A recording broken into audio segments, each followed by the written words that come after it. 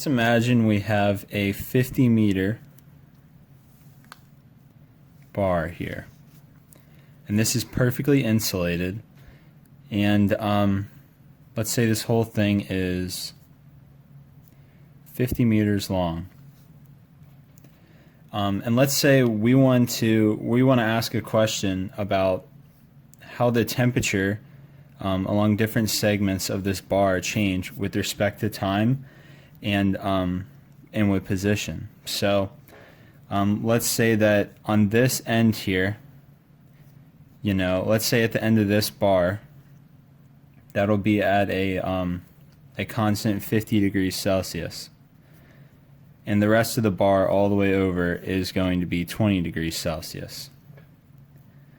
And another thing we can also consider is what if we have insulation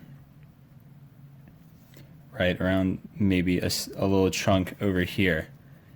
And when we're writing these little separations, these little segments of areas along this bar, going forward we should probably think of those as discretizations, because we can take a numerical approach to this, and let's say we have along this bar we have a delta x that's 1 meter, right? So each one of these delta x's is 1 meter, and if this bar is 50 meters long, right, we have 50 of these. So like the number of delta x's equals 50.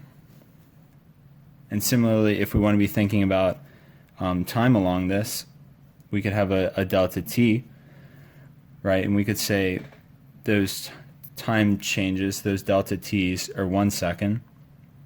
And let's just say we have an hour, so the number of delta t's would be 3,600. So given the setup for this problem, this is representative of a linear diffusion. So we have a partial derivative, right, because our temperature is changing with respect to position along this bar as well as time, right? So we'll have a change in temperature with respect to time.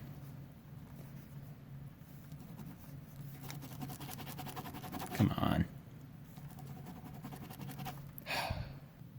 Sorry, I had to grab a new pen there. So back to what I was saying. I'll talk about this alpha in a second. And then we have, we're multiplying this alpha by a differential change with respect to our second derivative, right, with respect to position. So this alpha is a representation for the thermal diffusivity of our bar here. And this thermal diffusivity, this is a material property, so for the sake of our problem, let's just define that as 1 square meter per second. This is kind of a factor for how the temperature moves across like an area, for as a rate, right? If we go ahead and express this numerically, right, we'll have a temperature, and I'm going to say for the rest of this problem, I'm going to refer to this J as the position along the bar, and N will be the time, right? And these are in terms of these small discretizations. So so for this side of the equation, we will have a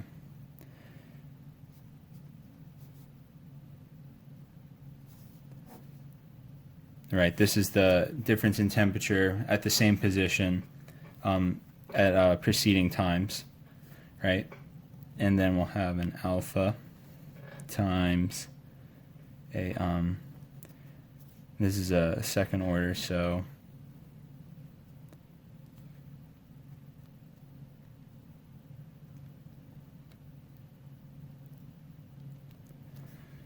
okay.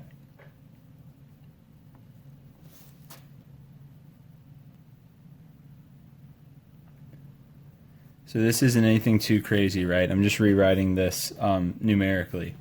So another thing I want to do here is I'm going to combine this delta t, delta x squared, and alpha into one term. And I'm going to call that r. And that'll make a little more sense in a second here. Right, so we'll have delta t, right, this way I think, over delta x squared.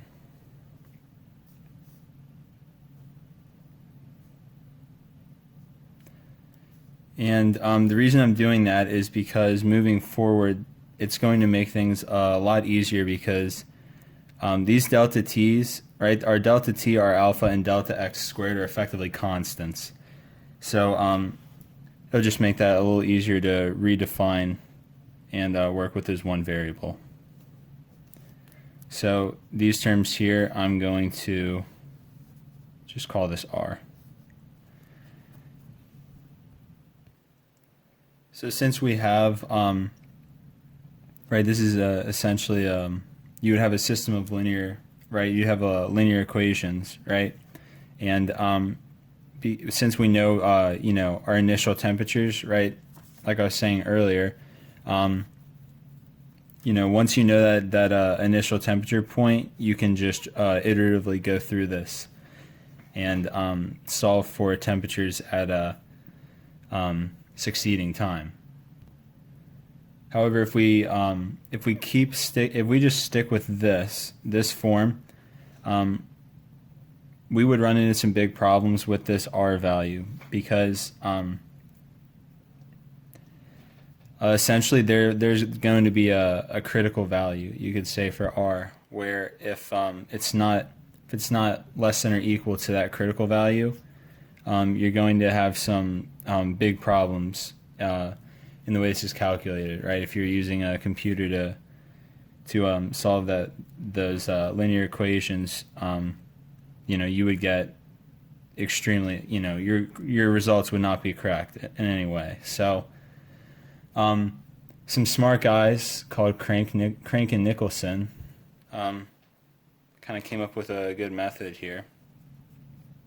And it's actually really simple. It doesn't even seem like it would be that hard to think of, but it seems simple once you hear it, I guess is a better way to say it. So their idea was to looking at these values, right? Their idea was to take the average of the values at these same positions at a succeeding time. So at a t(n+1), and if you go off and do that, actually, everything works out pretty nicely, and the conclusion to draw, or basically, yeah, the conclusion you arrive to is that there's no limit to what your r value can be, which is it's great news. It makes it a much more versatile method. So if you go off, you can arrive to this algebraically, but I'm just going to skip ahead to this step.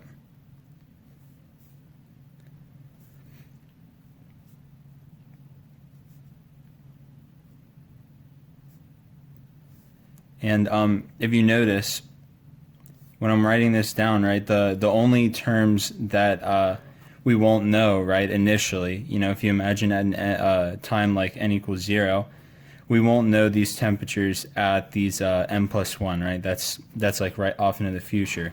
And of course, all these r values, these coefficients that are being multiplied by all these temperatures, that's not changing, right? That's just a coefficient. And all those specifications will already have been defined in the problem, right? And actually, I think an important thing to note is r actually equals alpha times delta t over 2 times delta x squared, right? Because you know, here when we're taking the average, right, you're going to be dividing by a 2. And if you factor that out, you'll get a 2 in r now. So just important to emphasize that r has been redefined. So just going off and finishing this. And like I was saying, on this side of the equation, right, all these temperatures are at the previous time n equals 0, right, and we know that. So basically what we can end up doing is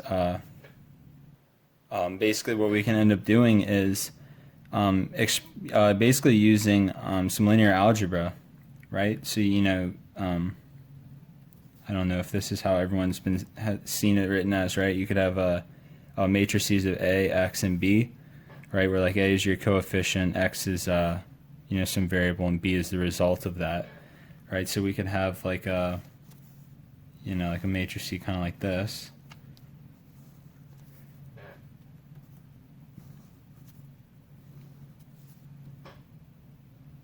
Right, so looking at this, we have our unknowns. Oops.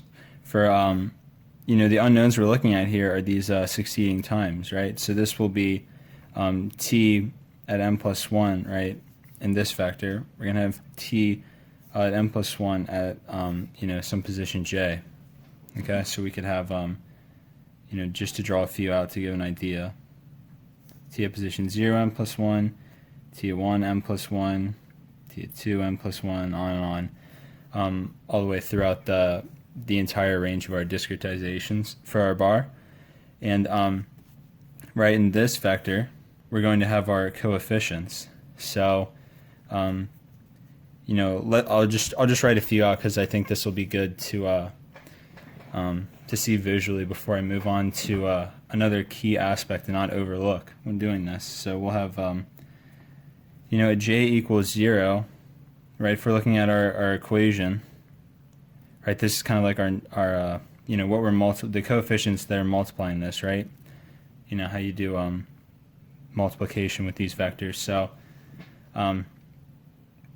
right, for this is actually a unique case because at j equals 0, actually I want to talk about the more general case first because that's a unique boundary condition, and that's what I'm going to work towards in a second here. So we'll come back to that, but at j equals 1, if we think about this, if we're looking at this temperature at position 1 m plus 1, right, we'll have a negative r, and then a 1 plus 2r, a negative r, and then after that will be a bunch of zeros, right? So if we're looking at this negative r, if j is 1, we're multiplying negative r times this element here, right? And then 1 plus 2r, we're multiplying that by our our j value, which for us is at 1, right? And that's correct because this is j equals 1. And then negative r times j plus 1, right? So this will be multiplied by the third element in this array, right? So that's how that's going to work. And just to hammer home that this is how this is going to work for quite a lot of points here. And actually, I want to pull this out. I think this is a really helpful visualization. Let me refocus the camera here. So actually, I think that was a little, couldn't really get a good picture. I wasn't happy with for my camera. So I'm actually going to bring that up from an image on my computer when I move over to that. But for now, I'll just stick with this, right? So continuing where I left off, right? If we're looking at this row for j equals 2, right? Instead this time, it'll be the same thing, but there will be a 0 in this position, and essentially these values will be shifted. They'll be shifted over, right? So then I'll have a negative r, 1 plus 2r, and then a negative r, and then some zeros, right? So that kind of pattern will follow for all the values in our bar, right? If I just draw some of these lines here, right? For any j value that's not at these boundaries, or really that's like from here to here, right? Those are all going to be the same. It's going to use that same general method, and similarly for these b values, we're basically just going to be using the idea from this side of the equation for our b, right? Because this is like ax equals b, right? These are our b terms because this, these will all be known, right? Through each iteration, initially we know this, and then through each iteration finding succeeding times, this will be the previous time that's already known. So you know, for all these we'll have Tj minus 1, right, and then our Tj, and our Tj plus 1, right, and that'll be for all the all these terms, you know, making up the vast majority of our bar, you know, throughout the middle, right, like, you know, kind of excluding the boundaries. Now, you know, we do have to consider the differences, you know, towards the end of this bar here, because, you know, we were talking about insulation at this boundary, and we were talking about at this boundary the temperature remaining at a constant 50 degrees Celsius, right? So you can imagine if this is at 50 degrees Celsius and that's you know consistently being held at 50 degrees Celsius, that's a constant temperature. You know, you would expect there to be a temperature gradient going this way, right? And we would expect some unique things to be happening over at this insulation. So let me go over to another page here, and let's see what happens at those boundaries. So looking at another piece of paper here, I'm just going to show this real quick because it's an easy visual. For now, let's consider the temperature. You know, this is my temperature array. I know this is kind of, you know, you can see that's the length of the temperature array, but let's look at the left boundary for now. Right, this is the temperature that's being held constant at 50 degrees Celsius. So, you know, what's going on there? Right, so if I'm looking at, you know, if this is our equation here, you know, what's going on? If we're looking at J at that 0th position in our bar, right, something like that, you know, there's no discretization. You know, at J minus 1, there's nothing to the left of this. But, you know, since this is being held at a constant temperature, you know, would it not be a reasonable conclusion to say that that temperature, right, that temperature at J minus 1 is going to be, oh, sorry, I'm explaining this completely wrong. You know, so let me correct that. You know, we're never going to be looking at when J equals 0, right? Because that's not unknown. In fact, for every succeeding time iteration, we know that temperature is 50 degrees Celsius every time. So the correct unique case would actually be for the you know, succeeding discretization right to the just to the right of that boundary, right? So in that case, you know, sorry, let me bring this picture out again and clarify this. You know, if we're looking at this position 1, this J minus 1 is unique in the fact that it never changes and it's always known. The key point being that that's a known value, right? So if we go back over here, you know, and we're looking at this general equation we're using, our Crank-Nicolson, this Tj minus 1, this temperature is consistently always going to be 50 degrees Celsius, right? And this R is a constant. So really what we should do is move it over to this side of the equation to our knowns, right? So then we'll have a 1, oh, that's not good, 1 plus 2R, right? These terms are still unknowns over here. However, actually, if we add that over, we can just write that as. Now I'm going to keep it separately. All right, let's just write it out like it is.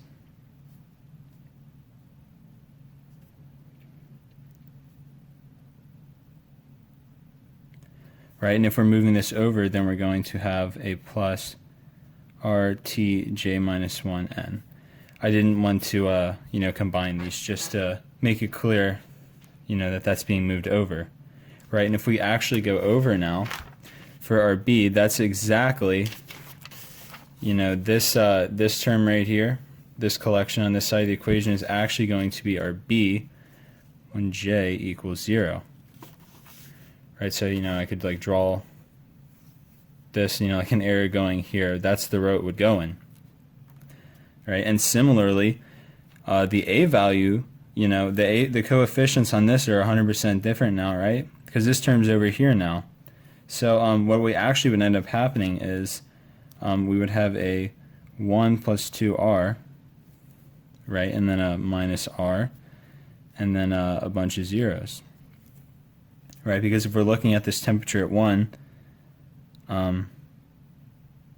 yeah, right, because there's no unknown coefficient over here, right? There's no coefficient being multiplied into some unknown temperature.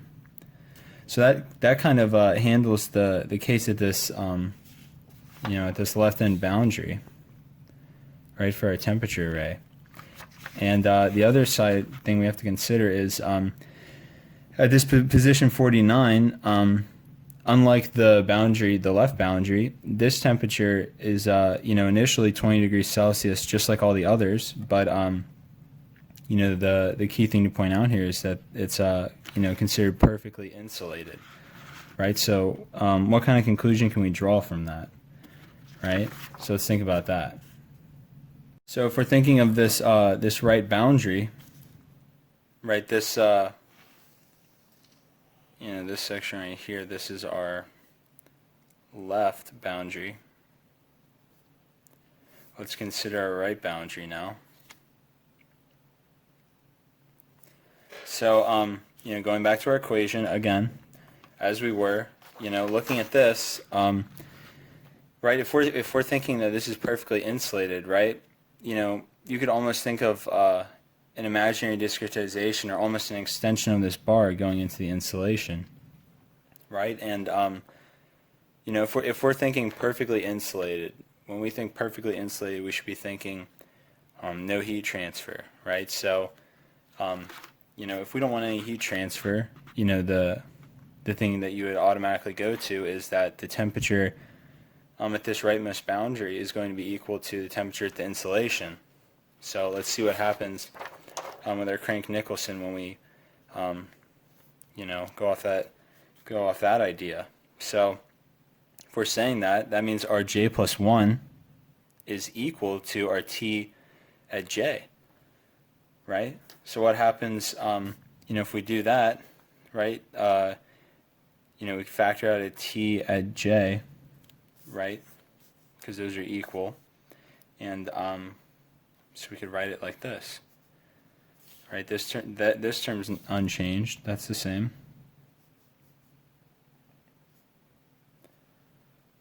Now we have a 1 plus r, right? Minus r 2r. So now we just have a 1 plus r, and we have the temperature we're looking for, right? The reason we don't want to say that Tj equals Tj plus 1, we're not solving for that insulation, that's not part of our bar. That's almost a fictitious discretization, right? That's why we're expressing it still in at that Tj. And basically the same exact thing should happen over here, right? But instead this time we have a 1 minus 2r plus r. So we should have a 1 minus r. So this will be equal to the our previous temperature term at the j minus 1 position, just like we did over here, right? Except this time we're going to have a plus 1 minus r times RTJN. Right, so then that's our other unique case taken care of. And how would this look in our our matrices? So now looking over at our unique cases, right? Maybe I'll draw like a dashed line here just to show that separation, because these terms are this pattern where these three get shifted to the right each time is going to continue until we get to our last unknown in our temperature bar, right? So this time I guess we'll have multiple zeros until we get to our j minus 1 point along this array, right? And then we'll have a minus r and then a 1 plus r. And unlike these, where this negative r diagonal will keep continuing, we'll have a 0, right? Because if we're looking over at this again, we only have two coefficients here, and now this is, and looking at our B matrix here, we're gonna basically just copy that down, right? And we'll have a, well, I'm not even gonna bother writing it, just like before. This is our B, this was our B here. That's for our j equals 0, our left boundary. Similarly, we have our b for the rightmost boundary, which would be all the way at the bottom of this. So I'm going to go over to Python now, and you know, this sheet that I printed out that unfortunately I couldn't really get to fit on my camera setup very well. I'm going to try and overlay this on Python and see if that works out, because I think it's a really helpful visual for you know, understanding this problem. So let's go over to Python now.